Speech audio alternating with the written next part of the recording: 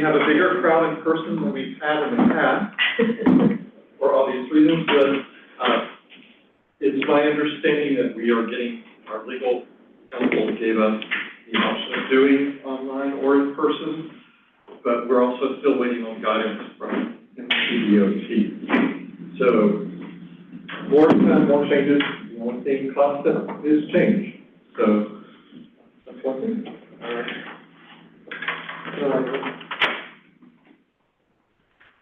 Next, I'll read the ethics statement. In accordance with the State Government Ethics Act, it is the duty of every board member to avoid conflicts of interest.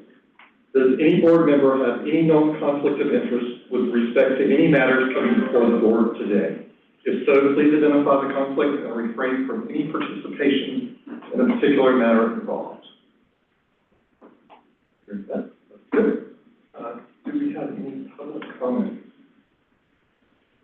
We did receive one comment, staff received a comment from a resident of North Asheville in response to the Merriman Avenue Road Diet. He wanted to forward that he feels that the data does not tell a complete story and that traffic delay has gotten worse, and he is skeptical about the safety improvements of the project.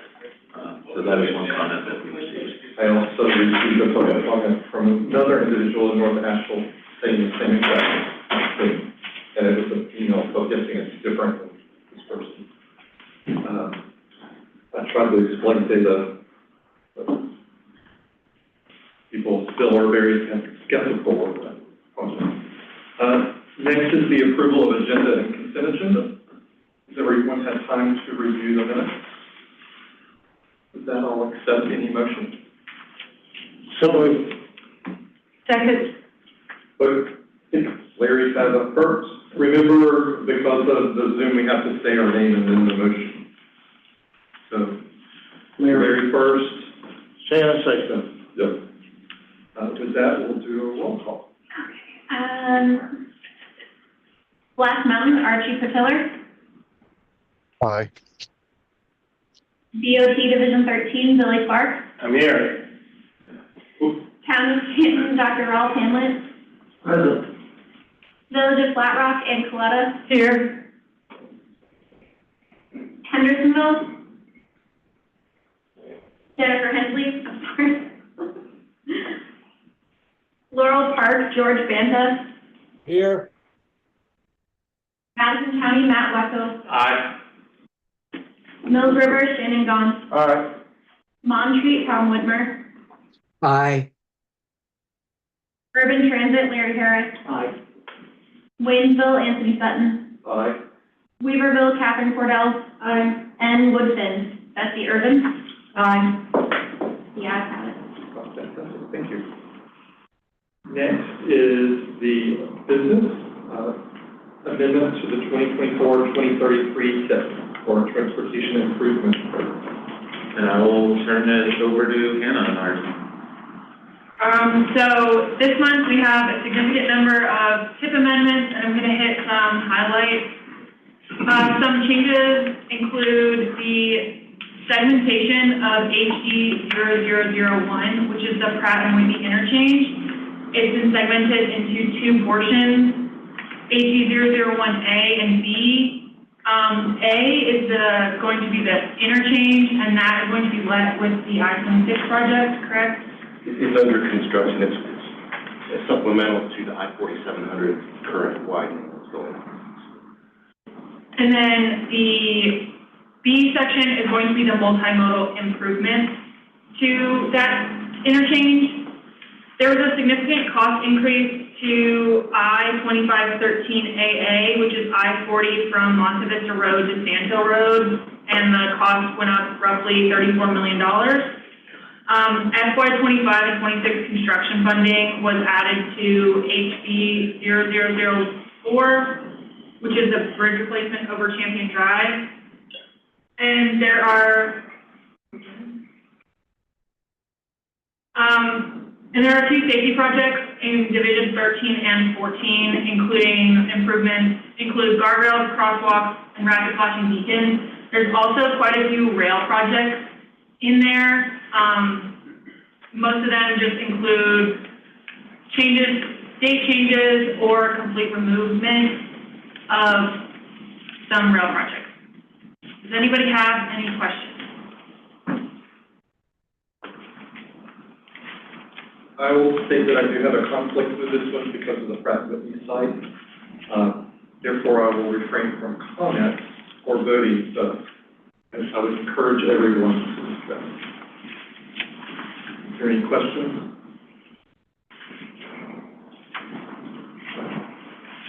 Good job of explaining. With no questions or concerns, I'll entertain a motion. So moved. Larry Harris first. I'll second the motion.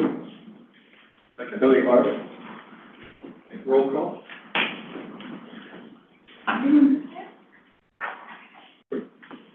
Black Mountain, Archie Priscilla. Aye. VOC Division 13, Billy Clark. Aye. Canton, Dr. Ralph Hamlet. Aye. Flat Rock, Ann Coletta. Aye. Hendersonville, Jennifer Hensley. Laurel Park, George Banta. Aye. Madison County, Matt Weckel. Aye. Mills River, Shannon Gahn. Aye. Montreat, Tom Widmer. Aye.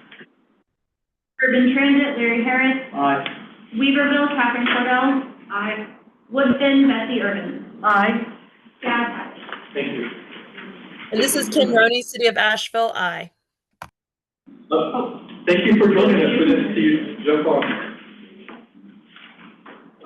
Next is the memorandum of understanding.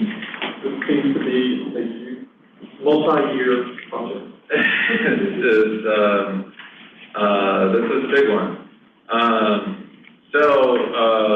This is an item that is one of kind of the foundational blocks of the MPO. It's one of our more important documents. It basically establishes the MPO as we know it and determines how the MPO works. We typically update this document every 10 years. It has been 10 years. That is something we've been working with the prioritization subcommittee as well as NCDOT planning on working to update. But one thing I should note, despite its importance, we are well aware this document doesn't get as many hits as some other items on the MPO's website. In general, what is the MOU? It's the interlocal agreement between member governments of the MPO and NCDOT that determines how decisions will be made at the MPO.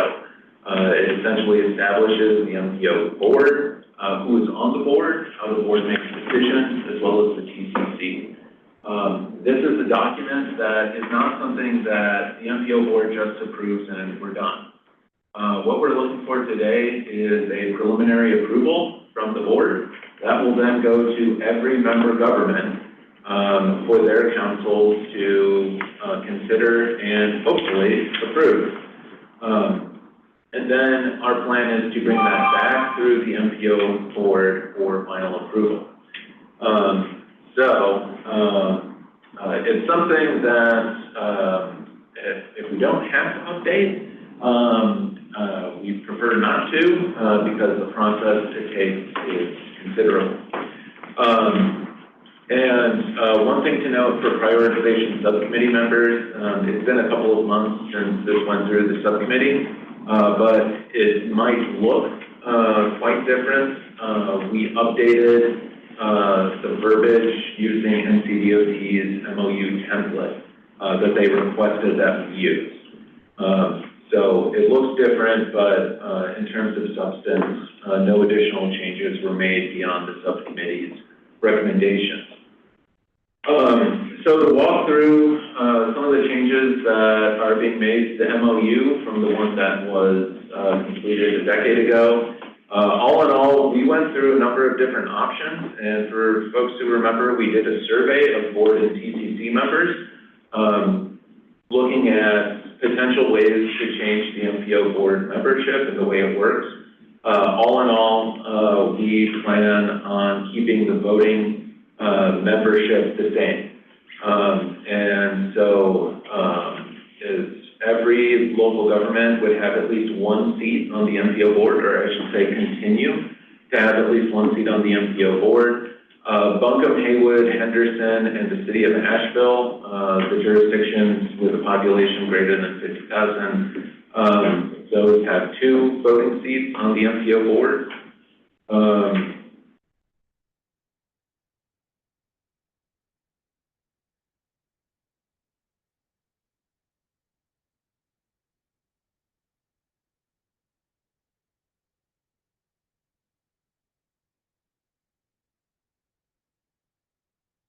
Kristen, the conference room is muted and we can't hear you online.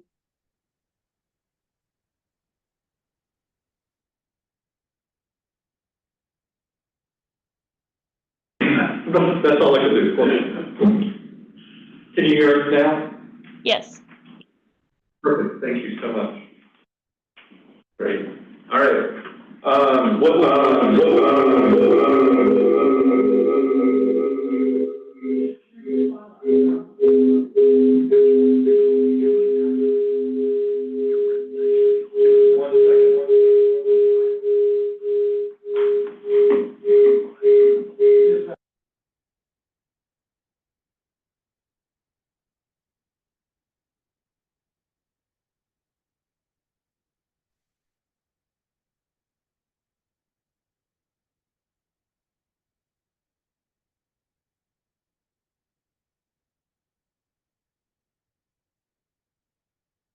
Okay, can everyone hear us now without the twilight zone?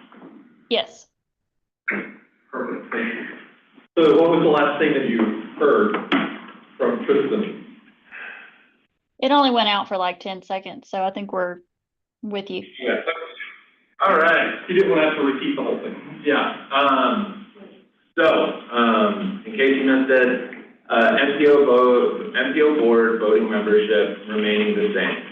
Every member government gets at least one seat, and we have 4 jurisdictions: Buncombe County, Haywood County, Henderson County, and the city of Asheville that get 2 seats.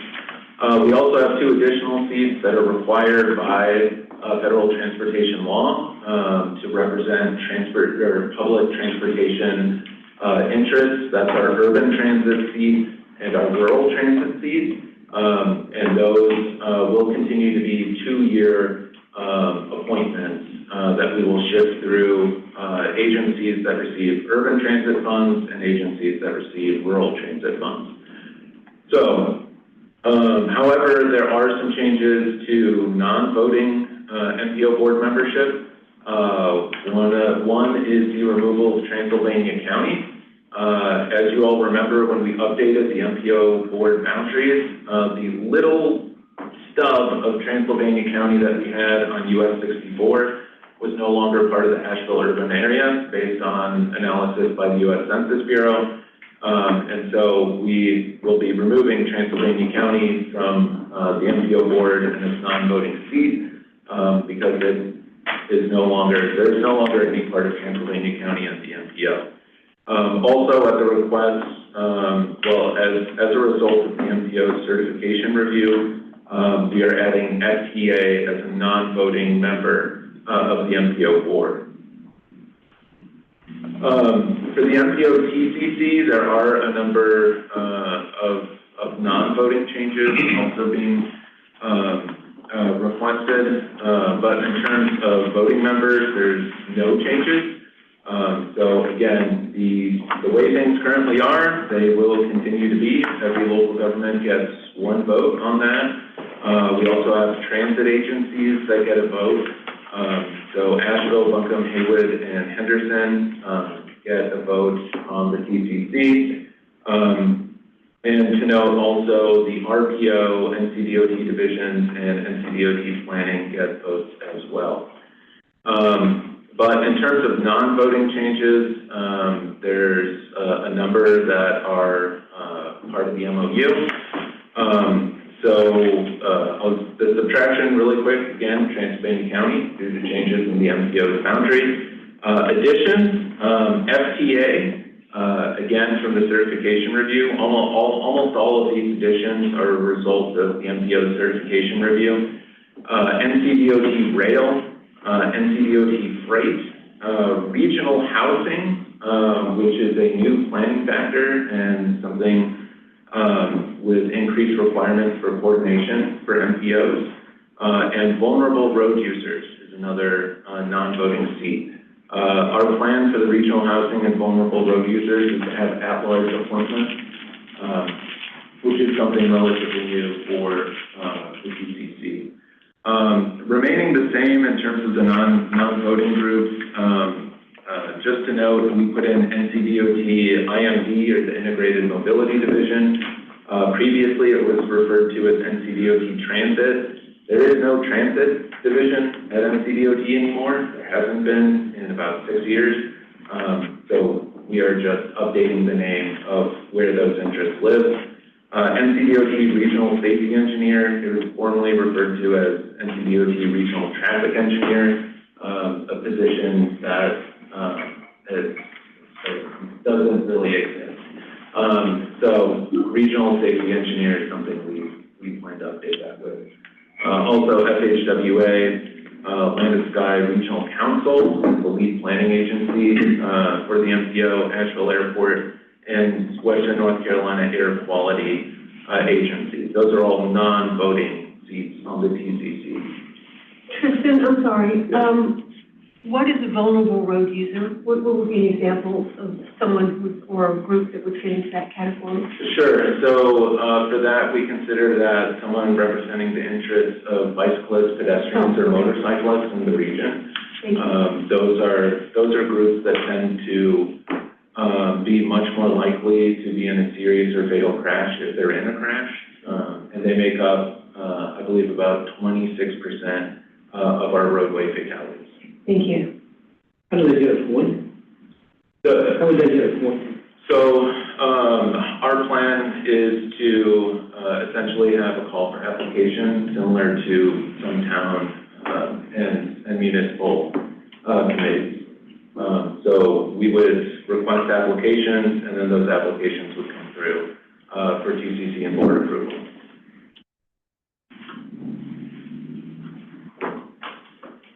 Okay. Also in the MOU is something that I think has been missing from some of our documents. That's formalization of how we charge local dues. So as a reminder, everything the MPO does requires 20% of those funds to come from non-federal sources. And so we put in a section that formalizes how we calculate those dues and who pays what. And as a reminder, our current dues paying members are Buncombe County, Haywood County, Henderson County, Madison County, City of Asheville, City of Hendersonville, and Town of Waynesville. Again, not the most exciting document, I'm aware, but a very important one. And again, for today, we're looking for preliminary approval for us to take that to our local governments for their consideration. That will then come back through the MPO board for its formal approval. And we will have draft resolutions for our local governments, so you all won't have to write those yourself. What is the time frame for getting the local municipality that needs to approve? We have, I'm hesitant to say we have no due days on this. Don't, as I tell my kids, don't dilly-dally. But it's something we don't have a firm due date. Is the last time the MOU was updated, I believe it took 4 months to get the resolutions from all of the municipalities. But I will say that, you know, if there's approval today and we go out to towns, feel free to reach out to MPO staff. We're happy to present and answer any questions that your councils come up with. Other comment I was going to say is if you'll let us know, we'll make sure either myself or someone from the staff that are needing to answer questions. That seems to help get things moving. And it's I could ask a favor that you request that it be put on the agenda instead of waiting for the town manager to put it on the agenda. That would also help facilitate and go faster. Just little. Are there any comments, questions, concerns about the MOU? I think we've talked about this for at least 6 months. Yeah, Chair, I'm sorry. Yes. No, I was going to make a motion, but if there's explanation, go ahead. I was going to say, we held a survey of TCC and board members last fall or winter, and we had a considerable discussion last spring. It's kind of been on the back burner to avoid, I think we've had a number of 2+ hour meetings, we've been trying to be merciful, but also updating to NCDOT's template took some time as well. Okay. Thank you for all your hard work on this. And I will entertain a motion. Mr. Chair, Matthew Wechtel, I make a motion that we approve the MOU to go to local governments for their consideration and potential adoption. Thank you. A second. Second, Elizabeth Urban. Elizabeth. Great. We have a first and a second, so we'll have a roll call. Okay. Asheville, Kim Roney. Aye. Black Mountain, Archie Portillo. Aye. DOT Division 13, Billy Clark. Aye. Canton, Dr. Ralph Hamlet. Aye. Flat Rock, Ann Coletta. Aye. Hendersonville, Jennifer Hensley. Aye. Laurel Park, George Banta. Aye. Madison County, Matt Wechtel. Aye. Mills River, Shannon Gahn. Aye. Montreat, Tom Widmer. Aye, and thank you for your work. Urban Transit, Larry Harris. Aye. Winsville, Anthony Sutton. Aye. Weaverville, Catherine Cordell. Aye. And Woodfin, Betsy Irvin. Aye. Yeah, got it. Thank you so much. This is a good point to move forward with that. So thank you everyone for all of your hard work on the MCC process. Yeah, thank you, folks. And one thing I did want to mention is something that's come up in the prioritization subcommittee that was kind of a tangent, but very much part of how the MPO works, is at some point in the near future revisiting the MPO's committee structure. The prioritization subcommittee is lifting a heavy load as they are doing just about everything. And so something that's been brought up is potentially revisiting that structure and having more concentrated interests spread out and allowing more board and TCC participation throughout those committees. So if you have any ideas, please feel free to reach out. And if you want to see and understand why we want to do that, just attend one of the prioritization subcommittees. Sometimes they go 2 or 3 hours. Things are discussed extensively before they get here. It's a great conversation. It's a fun time. So you don't stay in a meeting for 3 hours unless you're... You can see who actually is very excited about transportation from the committee. I want to thank everyone that's on that board. It's a fun meeting. Next is informational items, the Haywood Road Improvement Project, and I think that we're at the point where we have no more business. Thank you. My name is Brendan Merrithew. I'm with Division 13's Project Delivery Unit. And I want to give you a brief update on the Haywood Road Restriping Project, Project HL0003. This is a resurfacing project which will include striping bicycle and pedestrian improvements from US 19 to Ridgelawn. 2 mile stretch. I said it on the next slide. I hate to interrupt you. Yes. What's the Absolutely. Closer this way, because I think where all the lights are, if you stand more in the middle of the room, you're better. I didn't want to block my camera. Yes.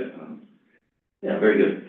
So yeah, the next slide would be Good, yeah, so I just have a brief overview of the project. I'm not going to go through the entire 2-mile corridor, all the plans. There are several different plan sets that get a little confusing to see the big picture. There's a signal plan set, there's the roadway plan set, striping, and so they're not all married together. So it's not real easy to kind of go through the whole corridor and every intersection. But basically, so overall, the project includes, of course, the pavement resurfacing. So anytime we resurface, all our facilities are on a regular rotation for resurfacing. It can be an opportunity, like on Haywood Road, to restripe or address any maybe issues or local desires, if possible, within the right-of-way. The speed limit, where it's currently posted 20 miles per hour on the corridor, we're going to keep that, and then everywhere else will be 25 miles per hour. So there's some sections out there where it's currently 35. That was a strong desire from our outreach to reduce the speed limit. We're going to add rectangular rapid flashing beacons. They're also known as RRFBs, and you've seen them all. I've got an image of one in the next slide. It's the yellow sign where you can push a button and some LEDs will flash on both sides of the road at a crosswalk to help alert drivers or others that a pedestrian is about to cross or maybe crossing. We're adding bike lanes in 2 sections, the eastern or the western and the eastern section. So from Patton Avenue to Sulphur Springs, we'll have bike lanes on both sides of the facility. They'll drop out at that point, and there will be sharrows through the more central, the kind of the tighter area, the more historic area. And then the bike lanes will pick up after the 240 bridge at roughly Richmond Avenue and extend the rest of the corridor, both sides, all the way to Ridgelawn, which is also where the curve is, also locally known as the curve. And again, I mentioned the sharrows will be added in the middle. We have some pedestrian bulb outs, and I've got an image of those that'll make more sense, but it's at certain crosswalks, a pedestrian can step out on this and have some curbing around them. They'll be a little bit elevated. It is a ADA compliant curb ramp, but if there are parked cars around, you're not just popping out from parked cars. You'll be a little higher up and perhaps a little more visible, and you'll be able to be, if you can see around those cars, see if anybody's coming. So it gives a little more visibility to the pedestrian, and hopefully for drivers that are paying attention, they'll be able to perhaps see a little better that there's some activity coming. And there'll be the RRFBs too, the flashing signals, if the pedestrian activates them. And then we're adding some changing and adding some pedestrian signalization on the corridor.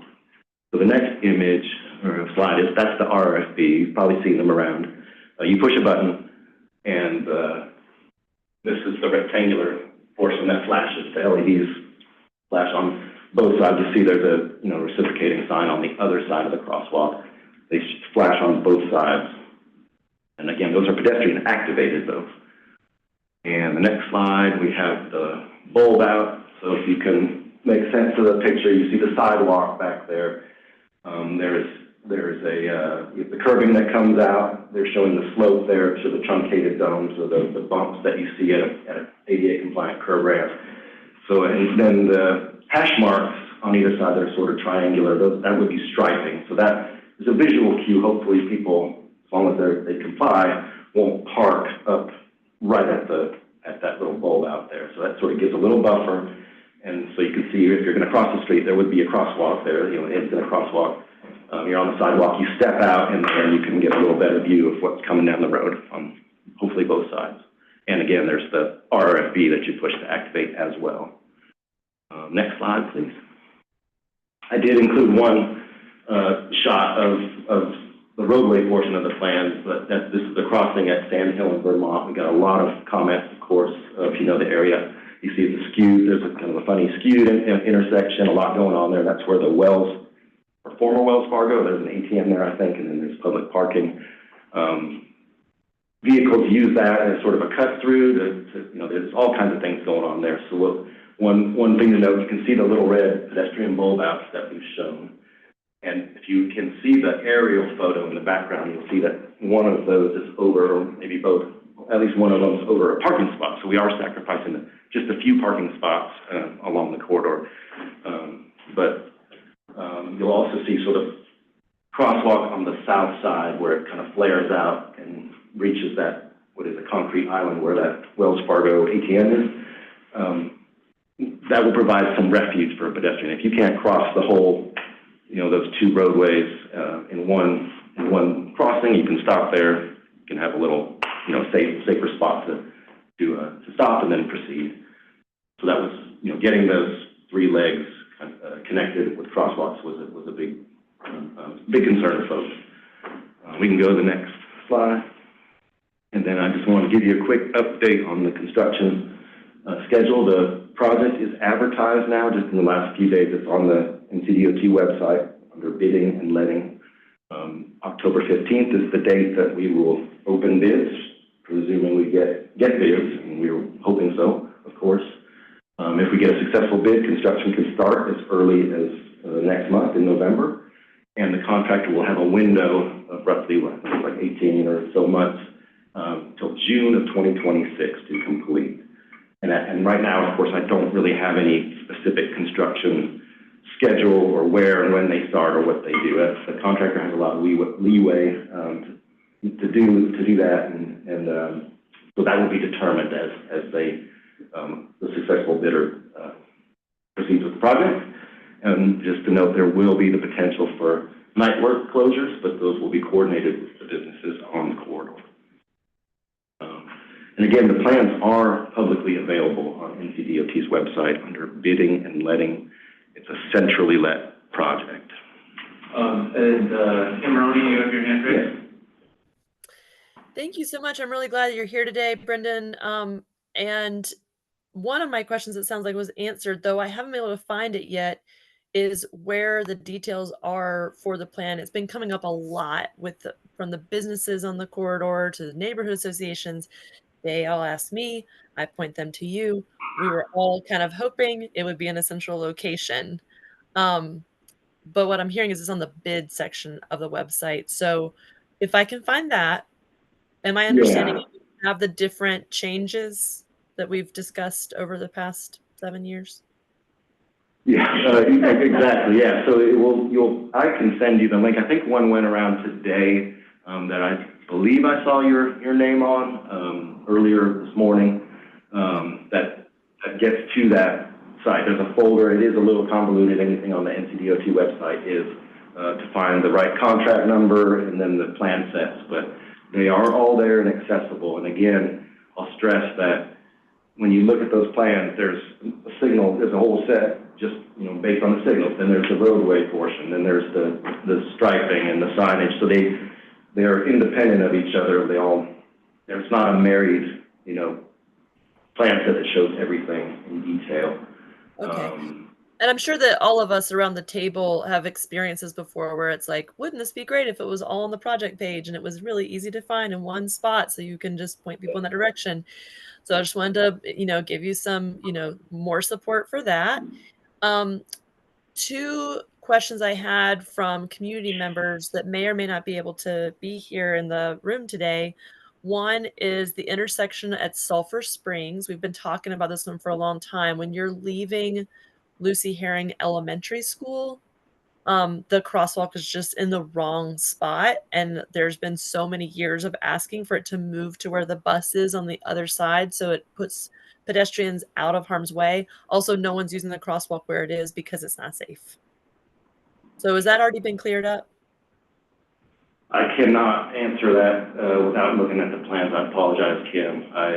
So I have not really seen these plans for the last 2 months or so. They were submitted to Raleigh. It's a centrally let project, and so they put together the bid package. And one of the reasons why we haven't posted the plans is they have their set of standards and requirements, and there has been some back and forth with our design team to make some tweaks and some changes. And off the top of my head, I'm sorry, I cannot remember what happened at that location. And as you know, as I mentioned at the start, everything had to be done within the existing right-of-way. So we did run into problems if you shift a crosswalk where there might not be acceptable area on both sides of the street to shift it to, if there was a pole or a driveway. And I can't remember if that was one of the ones. Okay, so this will be significantly less land use, but what I'll do is I'll point people back in the direction of the bid page, and to understand this better, that Raleigh has also put their own lens on. So who would, let's say, the West Asheville Neighborhood Business Association reach out to as the primary point of contact at this point? I am still a good contact. Okay. I And can get it to our starter or whoever. there's also been a lot of signal timing issues, which I know there's a long list for this project.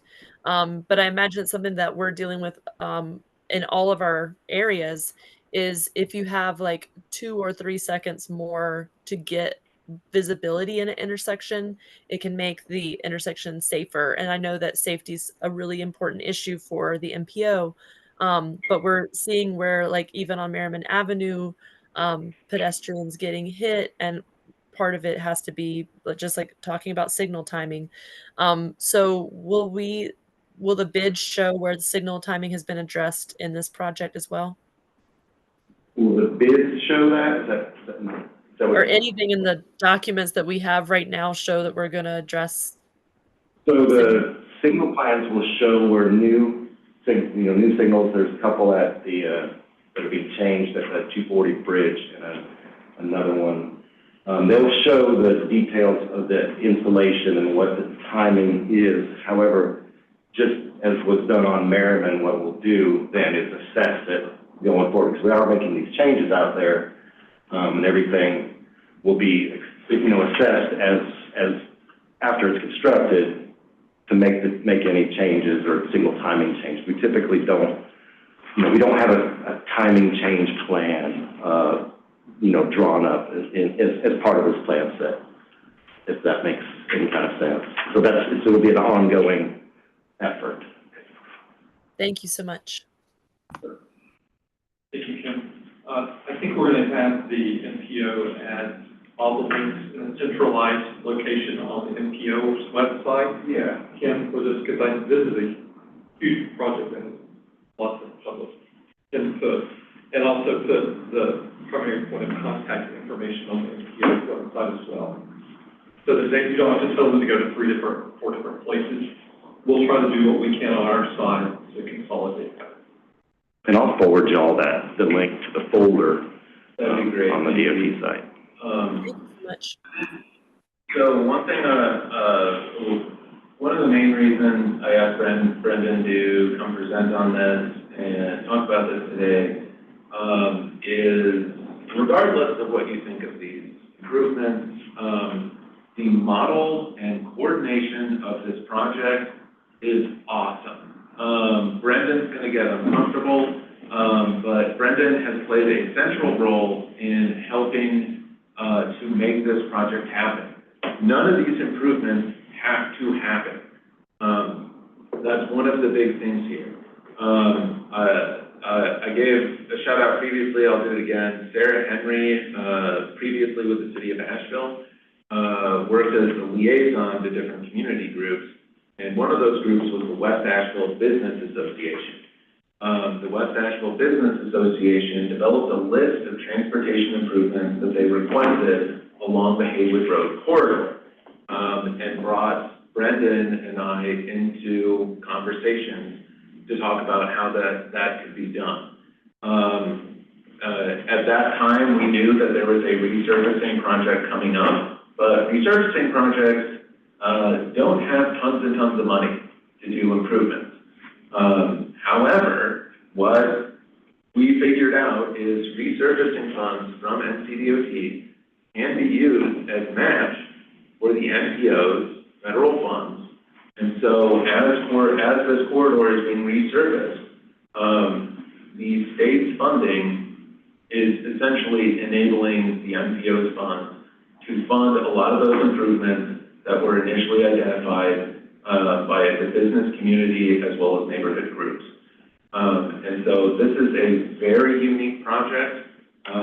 Granted, I'm well aware, few people may be more excited than me about the funding model for this. But to me, I do think this is a model that we can look at moving forward. We've talked in the past about how difficult federal transportation funds are to use, and especially how difficult it is for smaller governments to be able to utilize those funds. This, to me, is a potential model for some potential future projects where we can look at corridors that need spot improvements like this one, and work with NCDOT to see if there's an opportunity, to make it a bigger project than just resurfacing. The amount of coordination, I think it was 5 years ago that we started having these conversations.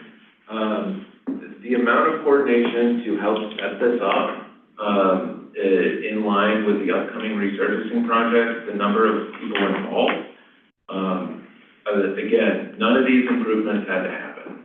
And so my hat's off to DOT, and folks within the community to help make this happen.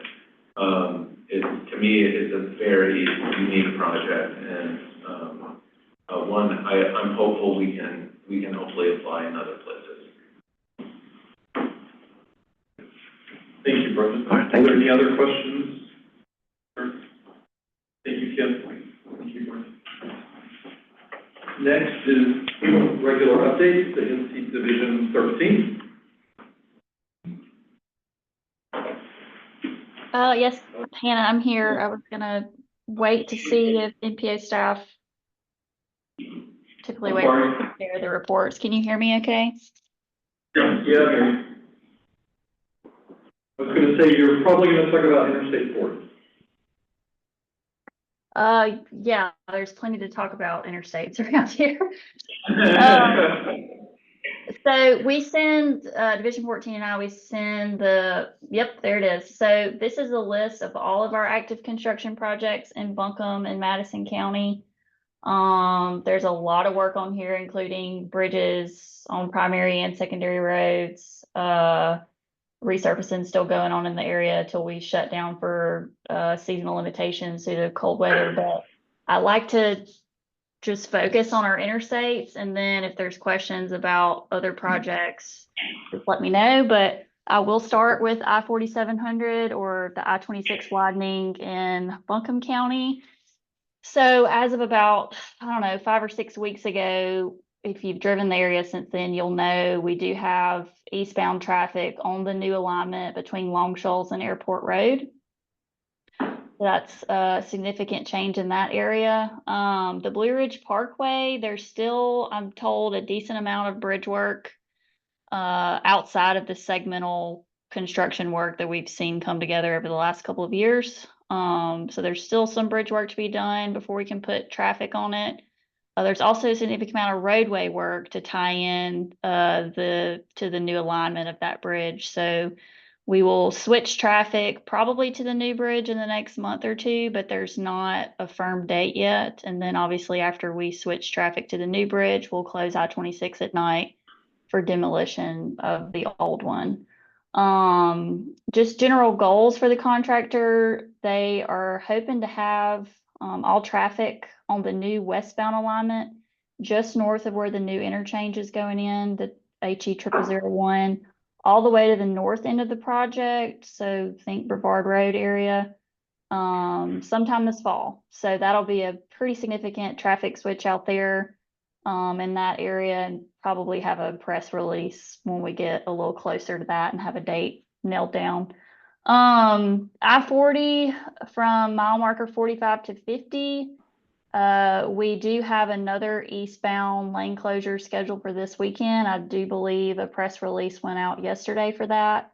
It's my understanding this will be the last eastbound closure, and then we will switch back to westbound closures, and they tentatively have 4 of those scheduled between now and winter. So if things go well, we're looking at 5 more closures of I-40 over the weekend, 1 more eastbound and 4 westbound. And again, those press releases will be coming out for each one. Let's see. Want to touch on I-40 exit 53A. So that's to US 74A or Charlotte Highway. The contractor has finished the installation of that acceleration lane and curb and gutter out there. It's my understanding though they're still waiting for final pavement markings and markers as well as signage, but we're about 2 weeks out from completing that one. So look for that if you're in that area. Other than that, you know, this is quite a large list, so a lot progressing across these two counties. If you have any questions about those, I'm happy to take those. If not, we can jump to project development. Tom, Commissioner does have his hand raised. Tom, Okay. you wanna ask? Yes, Kristen, you've been really good about forwarding those press releases out. Would you make sure that that's done? Because I don't get them otherwise. That's no problem. I will note, we've been having issues receiving those newsletters. I think, Hannah, I CC'd you on an email to David Uchiyama. But just to note, we have not received all of those newsletters or press releases ourselves. Okay. We Go we ahead. include them in our town newsletter on Friday, so it's very helpful to the residents. Okay. It came through from the RPO. So I know Vicky got it, but I will make sure. Tristan, did you get the one? Well, there should have come one that came out at 10 a.m. this morning. I'll get with David Uchiyama and I'll just go ahead and forward it to you, Tristan. Okay, yeah, I did not get that one. Okay. We'll check to see what's going on there and I'll send it to you in the meantime. But yeah, we certainly don't want any glitches there. Those are important updates. Thank you. Any other As far as, questions? sorry, is there another question? Any other, I know you got a lot going on. So just a little bit, you've got a lot going on. So now some project development. So a lot of these dates in this report, you all have been seeing for several, close to a year at this point. I like to include anything that was previously funded in the STIP, even if it's become not funded, just in case you wonder where it is or what happened to it. But generally, anything on this list that says not funded or funded for preliminary engineering only, those are our non-committed projects that are subject to reprioritization. At this point would be P8. So we haven't forgotten about them, but they're just not committed. With the development of the upcoming STIP, some of these dates are likely to change. I know I presented at our August meeting about Region G being overprogrammed and how that might affect A10 and maybe some other Region G projects, but just keep in mind, you know, as the new STIP is updated, we will be adjusting project schedules to rebalance the STIP, and what that means for our region and Division 13 are additional delays here and there, hopefully not to the same scale that we've seen in previous STIP developments recently, but just kind of keep that in mind that these dates are subject to change, and some of them we're kind of certain that they will. But this isn't just prioritization projects. This is also some federally funded bridge projects, some safety projects that are federally funded, locally accepted or locally selected bike ped. So this is really a complete list of projects outside of just our prioritization selected projects.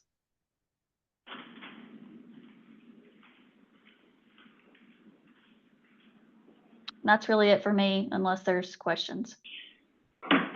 Hannah, was that, those date changes and so forth forthcoming, is that for projects that have been committed or the non-committed projects? Both. So we do expect some committed projects to be delayed, not to the point of being decommitted, but delayed, you know, a fiscal year or two, still within that committed window.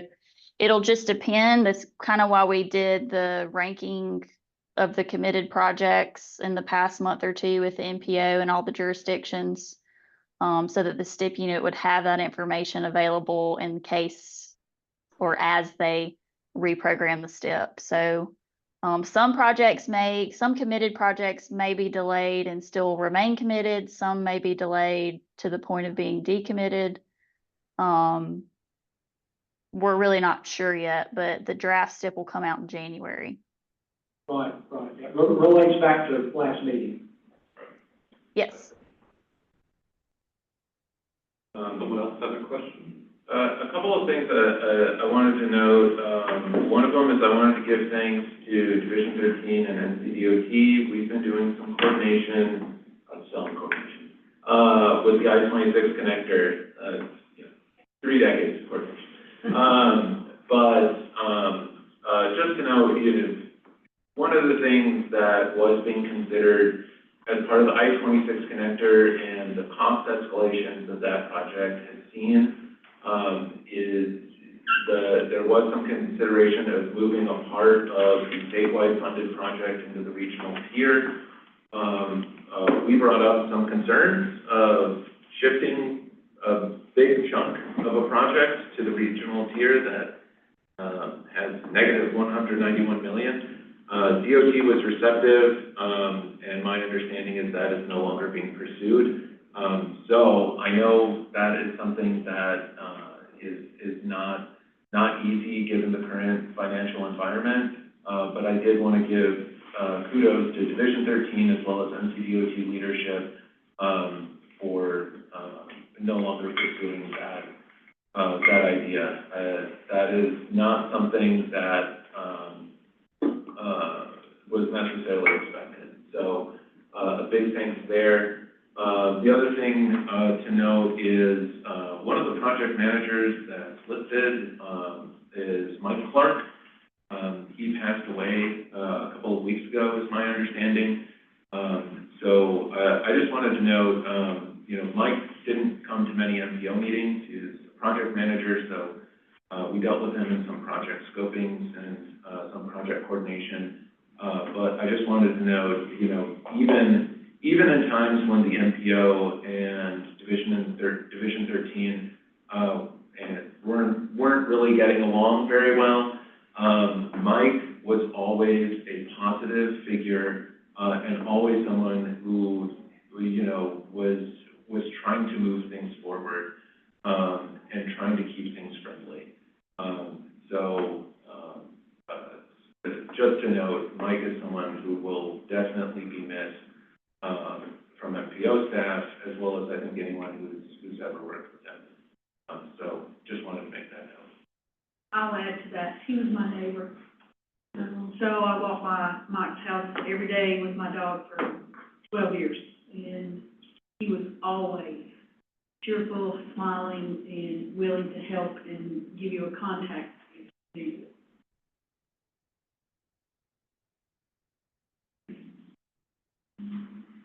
Thank you, Hannah. Next, Division 14. Okay.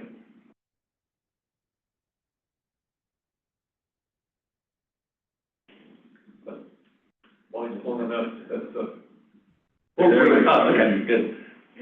So we'll stay on the interstate update track for right now.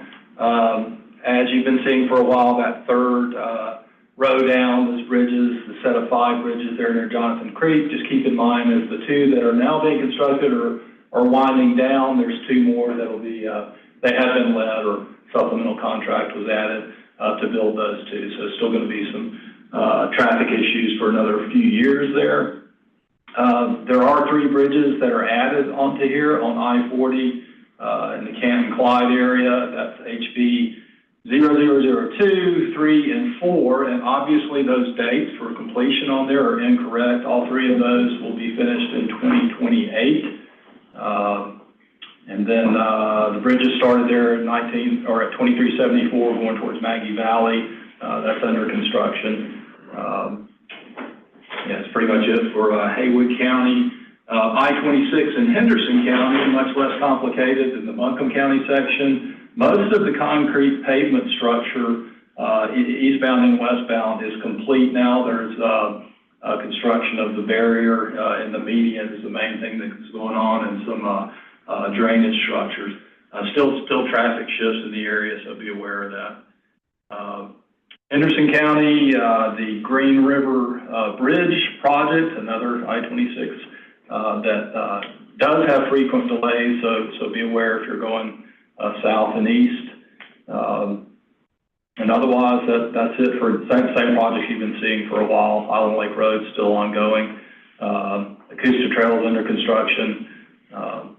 Yeah, that's pretty much it for construction. Anybody has questions for Henderson, Haywood County? we're going to project development. I just had a question, just in terms of the accident on the Green River Bridge yesterday, did that affect the overall construction at all? I wasn't aware of an accident there, so, yeah, so I can't answer that.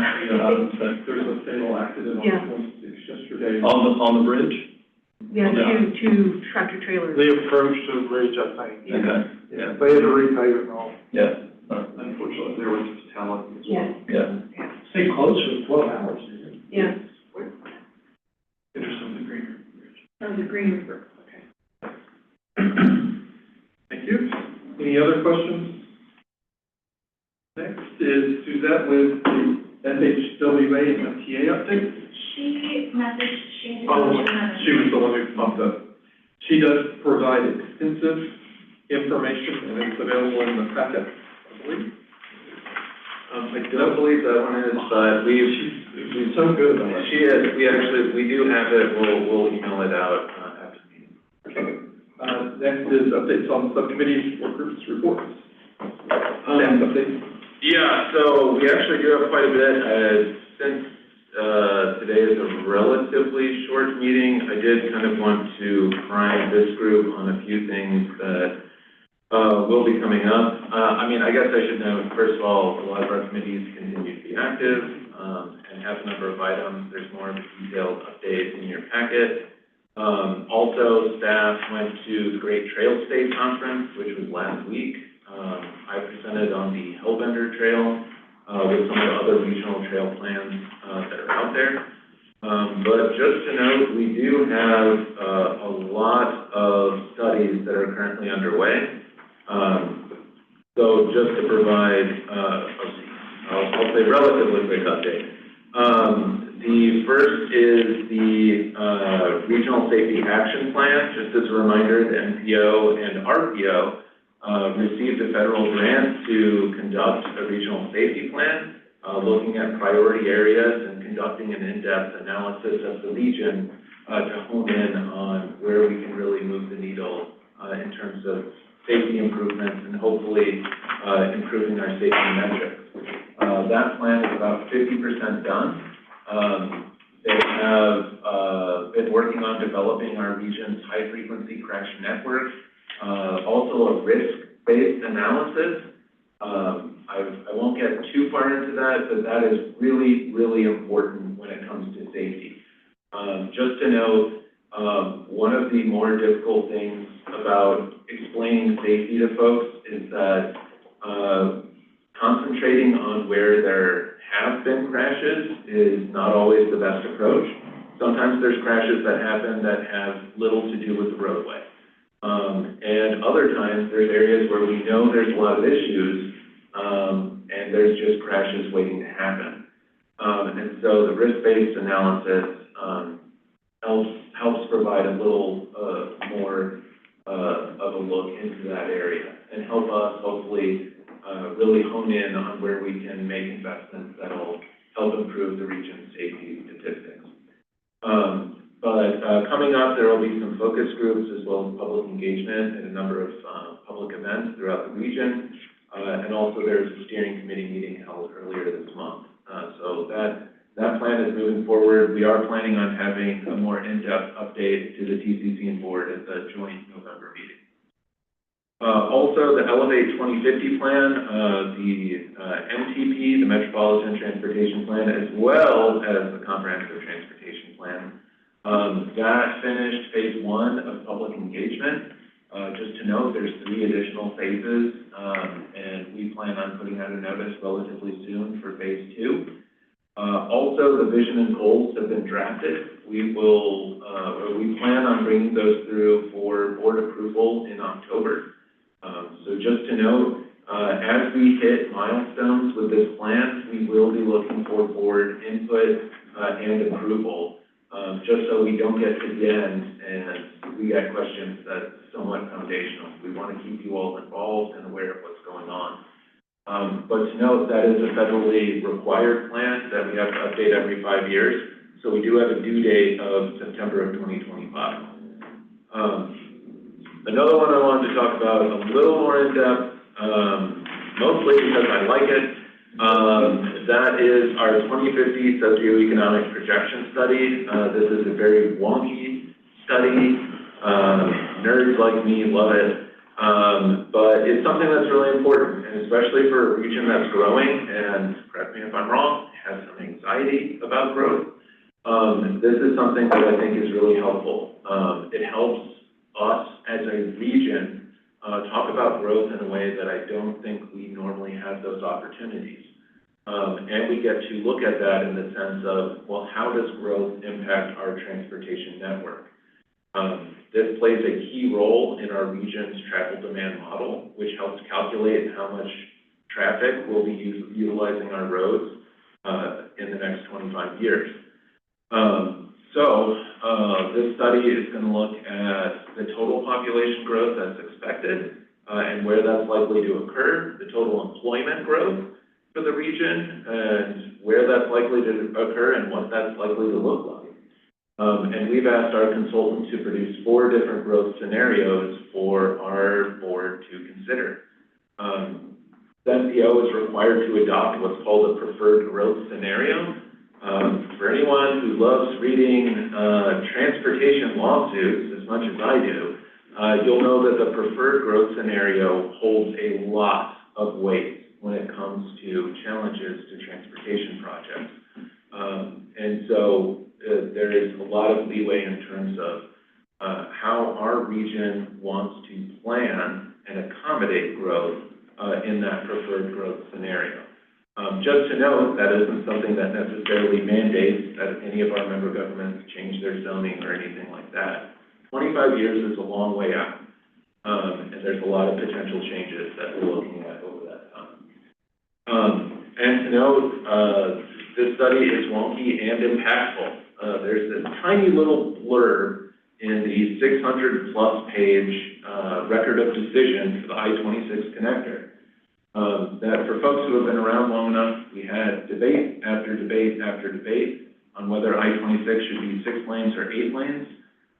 Essentially, my understanding from this paragraph is the last time we updated this study and this model, that settled the debate. And so this has actual impacts. If we are projecting growth to happen a certain way, the model is going to spit out what the travel demand is expected to be, and that is going to help NCDOT forecast how many lanes are needed on their projects.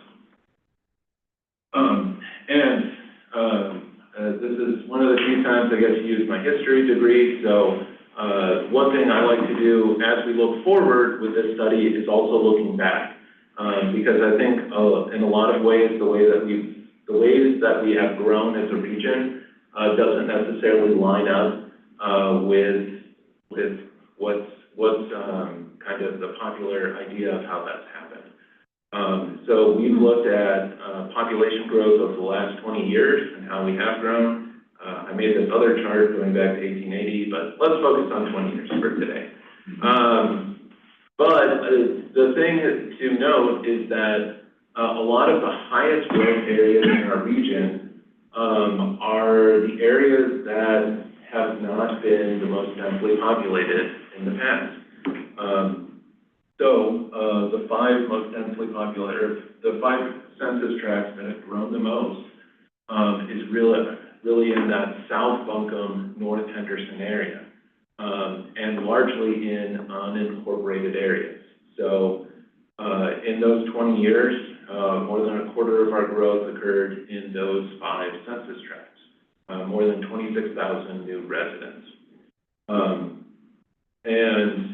In terms of our low growth areas, I think that's also interesting as well. We actually have had census tracts that have lost population.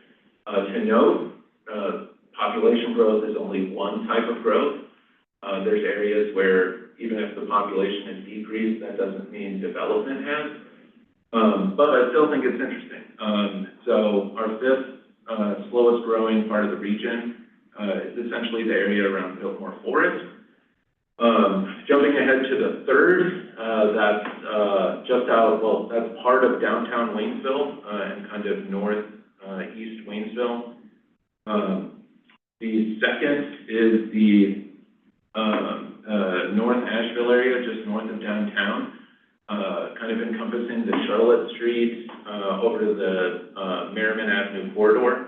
That area lost almost 6% of its population since 2000. Just a minor comment there, going to, the point that growth perceptions don't always match up with what's actually happening.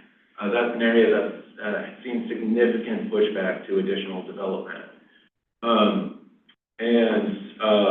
The fourth and the first slowest growing areas are right around downtown Hendersonville.